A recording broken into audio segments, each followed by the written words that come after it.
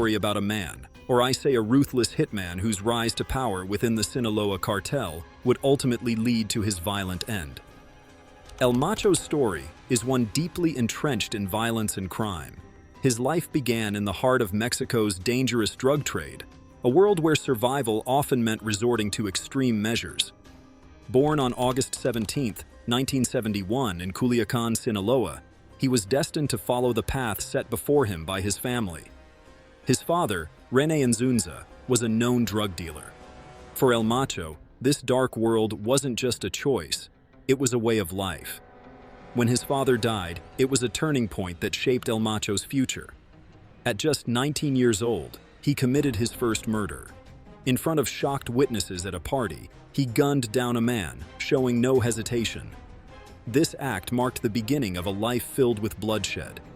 Fearing capture, he fled to the state of Sonora, leaving his old life and friends behind. But running didn't mean leaving his violent tendencies. Instead, it only led him deeper into the underworld. El Macho quickly became part of Mexico's organized crime network, dealing drugs and committing acts of violence. These weren't small crimes. When one of his associates betrayed him by stealing, El Macho didn't simply retaliate. He hunted the man down at a children's party. Though his target escaped, this incident solidified El Macho's reputation as someone who would stop at nothing to get what he wanted. His growing notoriety caught the attention of Ismael El Mayo Zambada, one of the most powerful figures in Mexico's criminal world. El Mayo, a key leader in the Sinaloa Cartel, saw potential in El Macho's ruthless nature. The Sinaloa Cartel was a dominant force in drug trafficking, with a reputation for violence and cunning strategies. Their operations spanned multiple states in Mexico and extended into the U.S., controlling drug distribution in places like Arizona, California, and New York. El Macho's skills fit perfectly into the cartel's violent empire. He joined the cartel and quickly rose through the ranks, eventually becoming El Mayo's chief assassin. In this role, he unleashed terror across Sinaloa and beyond. His reputation as a cold-blooded killer grew, and he was believed to have been involved in over 80 murders. These included the gruesome executions of police officers who dared to challenge the cartel's authority. El Macho's power was evident in how he dealt with law enforcement. On one occasion, federal police entered his territory to make an arrest. Instead of fleeing, El Macho confronted them directly. He humiliated the officers, forcing them to call their superior. When the commander arrived, El Macho assaulted him and confiscated their weapons. This act sent a clear message. His territory was off-limits to the law. The Sinaloa Cartel itself had a dark and violent history. It emerged in the 1980s after the fall of the Guadalajara cartel, which had been torn apart following the kidnapping and murder of a U.S. DEA agent. From the remnants of this cartel, two factions emerged: the Tijuana Cartel and the Sinaloa Cartel. While El Chapo Guzman is often seen as the face of the Sinaloa Cartel, many believe El Mayo was the true mastermind. He orchestrated large-scale drug smuggling operations that used planes, trucks, and even submarines to transport drugs from Colombia to the U.S. The cartel's power wasn't just about smuggling drugs. It was also about maintaining control through fear. Stories of their brutality spread across Mexico. They were accused of targeting women and children, assaulting family members of their rivals, and even dissolving the bodies of their victims in acid. This was the world that El Macho thrived in, a world where violence was the key to survival and success. El Macho's reign of terror was marked by his sadistic tendencies and hunger for power. He didn't just kill his enemies, he made examples of them. This made him both feared and respected within the cartel. But his actions also made him a target for law enforcement and rival groups. Despite numerous attempts to capture or kill him, El Macho managed to evade justice for years. His ability to escape danger only added to his legend. But no one in this world remains untouchable forever. The turning point in El Macho's life came when he made a grave mistake. He killed the son of El Chapo Guzman. This act wasn't just a personal affront. It was an unforgivable insult to one of the most powerful figures in the cartel. El Chapo, known for his own violent tendencies, wouldn't let such an act go unpunished. Killing a family member of someone as influential as El Chapo meant signing his own death warrant. The cartel thrives on loyalty and power dynamics, and El Macho's actions disrupted this delicate balance. He may have been a powerful figure, but this move placed him in a dangerous position. Even his reputation as a ruthless killer couldn't protect him from the consequences of such a betrayal. El Chapo and El Mayo had built the Sinaloa Cartel into one of the most powerful drug organizations in the world. They didn't just control the drug trade, they controlled people's lives. Their operations spanned across multiple countries, and their influence reached deep into politics and law enforcement. The cartel's success relied on strict loyalty and eliminating anyone who posed a threat. El Macho's actions broke these unspoken rules, making him a liability. The fallout from El Macho's decision was inevitable. While his earlier crimes had gone unpunished, killing El Chapo's son was a step too far.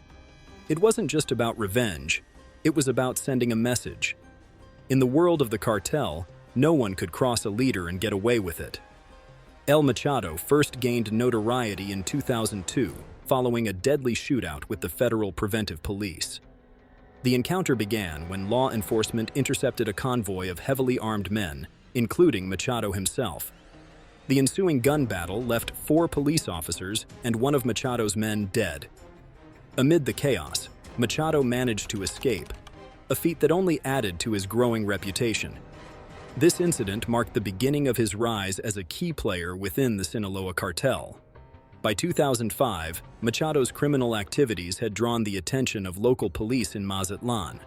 When authorities finally apprehended him and 8 of his men, they found a stockpile of weapons.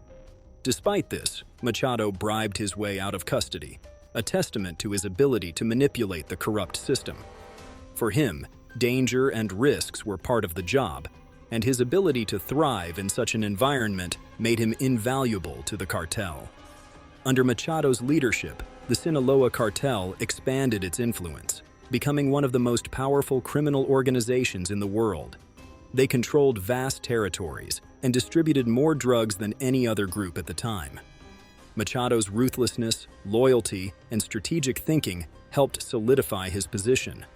But the nature of the cartel world is such that trust can easily be shattered, and one wrong move can lead to catastrophic consequences. On May 8, 2008, Machado's reign began to crumble. That evening, 3 young men, including Edgar Guzman Lopez, son of Joaquin El Chapo Guzman, gathered in a shopping center parking lot. Suddenly, a convoy of armed men attacked with a ferocity that stunned witnesses. Explosives and hundreds of bullets turned the scene into chaos, leaving all 3 young men dead. The attack, which many believe was orchestrated by Machado, shook the cartel world. Rumors about the motives behind the massacre created further tension. Some claimed that Machado was acting on orders from El Chapo himself, targeting another individual present at the scene. Still, the darkness and confusion led to a tragic case of mistaken identity. The killing of El Chapo's son turned what should have been a carefully planned operation into a monumental error. This act placed Machado in an impossible position, straining his relationship with his allies and placing a target on his back. In the wake of this disaster, Machado's position within the cartel weakened. He was relocated to the states of Baja California and Sonora, where he continued his operations. Despite his reduced influence, Machado remained a formidable figure. He coordinated drug trafficking and controlled a vast car theft ring. However, his reputation for violence and unpredictability alienated even his closest allies. By 2011, Machado's past actions caught up with him.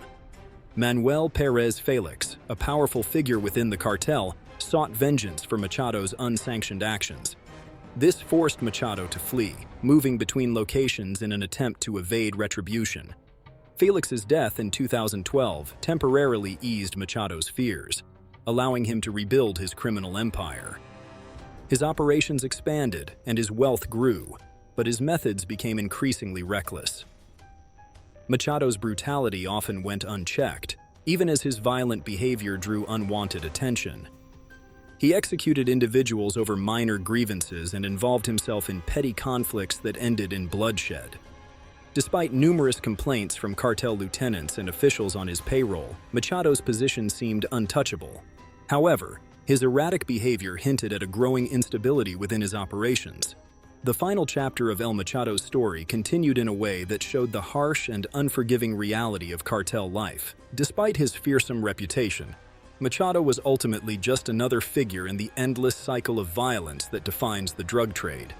His story, while unique in its details, is one that has been repeated countless times. Ambition leads to power, power leads to excess, and excess leads to downfall. For every El Machado who rises to prominence, there are countless others waiting to take their place, ready to continue the cycle. Machado's death marked the end of an era, but it also reinforced the harsh reality of life in the cartel world. No one, no matter how powerful, is truly safe. The very traits that allow someone to rise to the top, ruthlessness, ambition, and fearlessness, often become the same traits that lead to their downfall. In Machado's case, his inability to rein in his violent impulses and his failure to navigate the intricate politics of the cartel ultimately cost him everything. Even after his death, Machado's influence stayed in the regions he once controlled. His methods, though brutal, had established a level of control that was difficult to replicate. The power vacuum created by his absence led to further conflicts as others vied for control. But for the communities caught in the crossfire, Machado's death offered little relief. Now, whatever your thoughts are, just write them down below.